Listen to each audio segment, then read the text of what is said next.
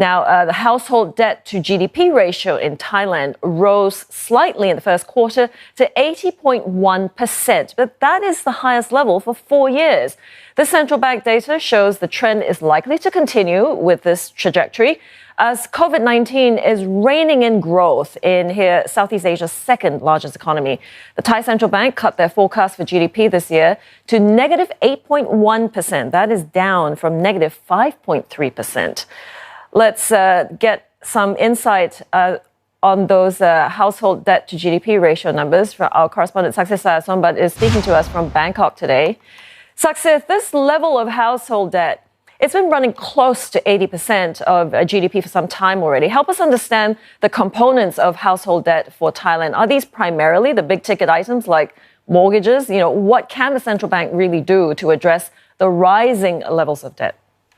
Yes, indeed. As you already mentioned, Thailand already has a household debt problem, an individual household debt problem for quite some time now. And actually, if this keeps on going, that this accumulated household debt of 431 billion US dollars that keeps on rising, it could actually smash that 80% barrier even higher to up to even 90%, which would be the highest ever record since the central bank actually has compiled these statistics. Now, the components of it, what actually makes household debt. It's not only the big ticket items like house mortgages or car loans. It can also be very little things, credit card bills and other debt repayments that people are accumulating over time. And basically, the basic gist and what experts are saying here in Thailand is that people are expected to spend more, if not the same, but the income levels of Thai people have not risen with that. So basically, we are spending more money with less money that we actually have and that we have to borrow from somewhere else.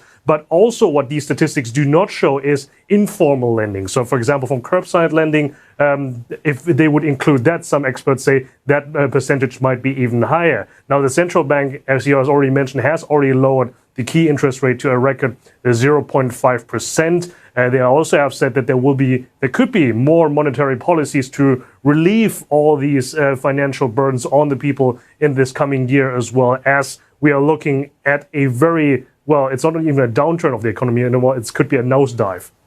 Well, Saksit, it does sound like, borrowing more money to pay off those historical debts is not going to be the way out. It's really impacting everyday life for the ordinary citizen in Thailand. And there's also the concern, which is why I'm asking you this point.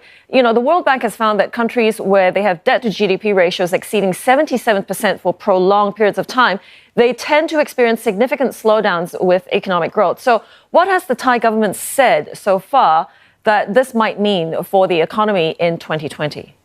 Well, specifically about the household debt, they haven't said anything yet. But as you just mentioned, the household debt is just it's a huge part, but it's one part of a whole economic problem, especially that Thailand is now facing amidst the COVID-19 pandemic.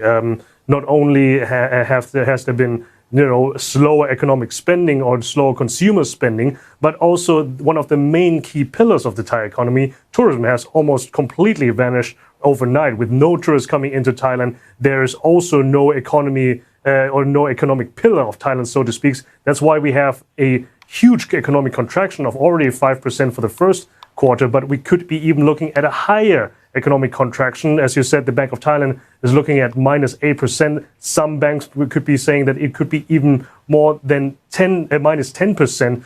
And it would be the worst economic contraction since the Asian financial crisis of 1997, which Thailand has been hit pretty hard. So in that sense, Thailand and the Thai economy is already bracing for that economic downturn to come. They have been already doing a lot of financial relief efforts for individuals and also for SMEs. But the question is this going to be enough? We're certainly going to have to see how the ordinary citizen is going to be able to be supported through this time. Thanks for all that explanation and context, our correspondent in Bangkok, Saksit Sayasombat.